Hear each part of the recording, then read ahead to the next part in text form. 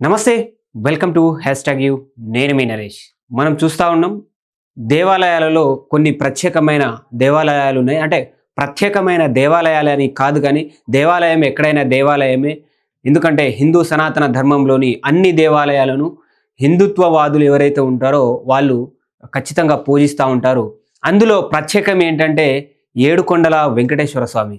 ఏడుకొండల వెంకటేశ్వర స్వామి దాదాపుగా భారతదేశంలోనే అత్యంత ధనవంతులలో దాదాపు 3వ స్థానంలోనో 2వ స్థానంలోనో ఉంటాడు ఆయన. దానికి సంబంధించి నిన్న వైకుంఠ ఏకాదశి ఏదైతే ఉందో, నిన్న వైకుంఠ ఏకాదశికి సంబంధించి కూడా భక్తజనం చాలా ఎక్కువ రావడంతో అక్కడ చాలా రద్దీ పెరిగింది. అయినా కూడా అక్కడ ఉన్న ఇప్పుడు కూటమి ప్రభుత్వం ఏదైతే ఉందో దానికి సంబంధించి భక్తులకు ఎక్కువసేపు దర్శనాలు, అంటే కొన్ని రోజుల పాటు అంటే గతంలో కొంతవరకైతే భక్తులు ఒక రోజంతా 24 గంటలు 48 గంటలు అలా దర్శనానికి పట్టేది. కానీ ఈసారి తిరుమల తిరుపతి వెంకటేశ్వర స్వామి దర్శనానికి మరీ అంత సమయం పట్టకుండా గంట నుంచి 3 గంటల లోపే భక్తులకు దర్శనం అయ్యే విధంగా ఇటు కూటమి ప్రభుత్వం అయితే టెక్నాలజీని తీసుకొచ్చింది. అయితే ఏఐ ఆధారితంగా వాళ్లకు భక్తులు ఎవరైతే ఉంటారో వాళ్ళకు సంబంధించి కూడా ఎక్కువ రద్దీ ఎక్కడ ఉందో అక్కడ గుర్తించి ఎవరైతే అక్కడ వర్క్ చేస్తున్న వాళ్ళు, అంటే క్లియర్ చేస్తున్న వాళ్ళు ఎవరైతే ఉన్నారో వాళ్ళను పంపించి అక్కడ భక్తులను కొంచెం త్వరగా రద్దీ తగ్గించే విధంగా కూడా చేయడం అయితే జరిగింది. దానిలో భాగంగా ఒకసారి చూద్దాం ఏంటా పరిస్థితి అనేది. కలియుగ వైకుంఠ తిరుమలలో భక్తులు గంటల తరబడి నిరీక్షణకు తిరుమల తిరుపతి దేవస్థానం ఆధునిక టెక్నాలజీతో చెక్ పెట్టింది. ఇటీవల వైకుంఠ ఏకాదశి పర్వదినం సందర్భంగా రికార్డు స్థాయిలో భక్తులు తరలి వచ్చిన ఆర్టిఫిషియల్ ఇంటెలిజెన్స్ ఆధారిత కమాండ్ కంట్రోల్ సెంటర్ స్లాటెడ్ దర్శన విధానంతో గంటల వ్యవధిలోనే శ్రీవారి దర్శనం కల్పించి ప్రశంసలు అందుకుంటోంది.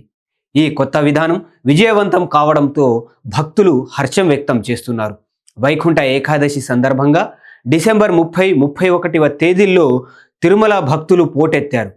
తొలి రోజే ఏకంగా 67,000 మంది స్వామివారిని దర్శించుకున్నారు. అయినా ఎక్కడా తోపులాటలు, గంటల తరబడి నిరీక్షణ లేకుండా కేవలం 1.5 నుంచి 4 గంటలలోనే దర్శనం పూర్తయింది.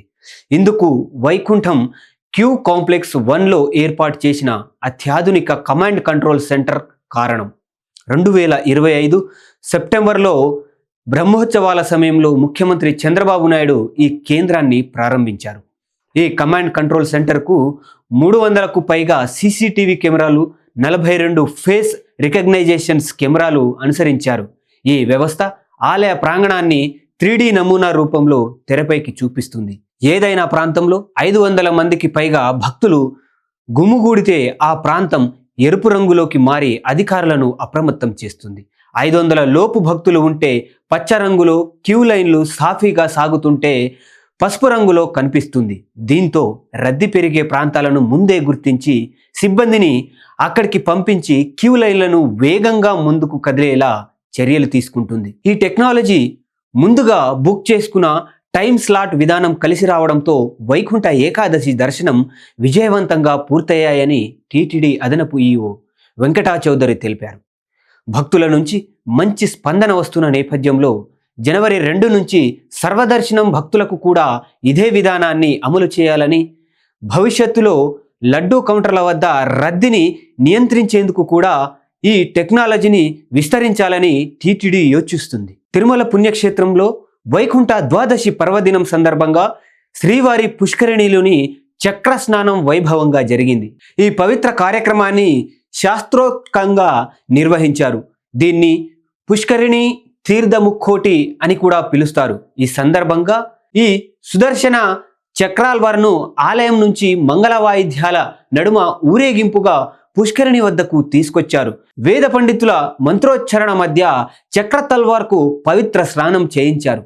ఈ కార్యక్రమంలో టీటీడీ ఈఓ అనిల్ కుమార్, సంఘల్ అదనపు ఈఓ సిహెచ్ వెంకయ్య చౌదరి, ఇతర ఆలయ అధికారులు పాల్గొన్నారు. ఇది ఇలా ఉండగా తిరుమల తిరుపతి దేవస్థానం 2026 జనవరి నెలలో శ్రీవారి ఆలయంలో జరగనున్న విశేష పర్వదినాల జాబితాను కూడా విడుదల చేసింది.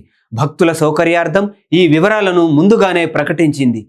అయితే మనం ఇక్కడ చూసుకున్నట్లయితే మొత్తం మీద శ్రీవారి దర్శనానికి కూడా ఎక్కువ సమయం పట్టే అవకాశం లేకుండా అయితే ఇటు మనకు కనబడతా ఉంది. ఎందుకంటే గతంలో ఉన్నట్టు కాదు, ఇప్పుడు ఏఐ టెక్నాలజీని తీసుకొచ్చి కూడా భక్తులకు ఏదైతే దర్శనంకి సంబంధించి త్వరగా 1.5 నుంచి 4 గంటల లోపే వారికి దర్శనం అందే విధంగా ఇప్పుడు ఉన్న కూటమి ప్రభుత్వం అయితే చేస్తూ ఉంది. ఎందుకంటే దానికి సంబంధించి దాదాపుగా ఏదైతే 500కు పైగా మంది ఎక్కువ మంది ఎక్కడ గుంపు కొడతారో అక్కడ ఎర్ర లైన్లను, అలాగే 500కు తక్కువ మంది గుంపు కూడిన కాడ ఎల్లో లైన్ కూడా అక్కడ ఏఐ టెక్నాలజీ అయితే చూపిస్తూ ఉంది. దానికి సంబంధించి కూడా వాళ్ళను క్లియర్ చేయడానికి సిబ్బందిని కూడా దాన్ని చూసి అక్కడ వెళ్ళి సిబ్బందిని క్లియర్ చేయమని కూడా చెప్పే విధంగా కూడా ఆ టెక్నాలజీ ఉన్నట్టుగా మనకి ఇక్కడ తెలుస్తూ ఉంది.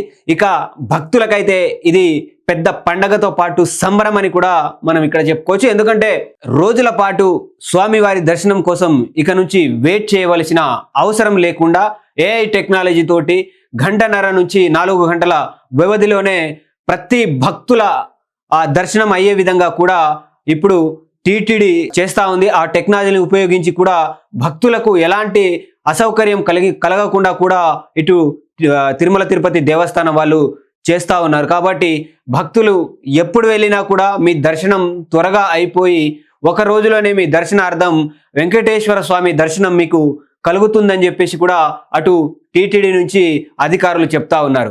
ఈ వీడియోపై మీ అభిప్రాయాలను కింద కామెంట్ రూపంలో తెలియజేయండి. అప్పటి వరకు చూస్తూనే ఉండండి #you.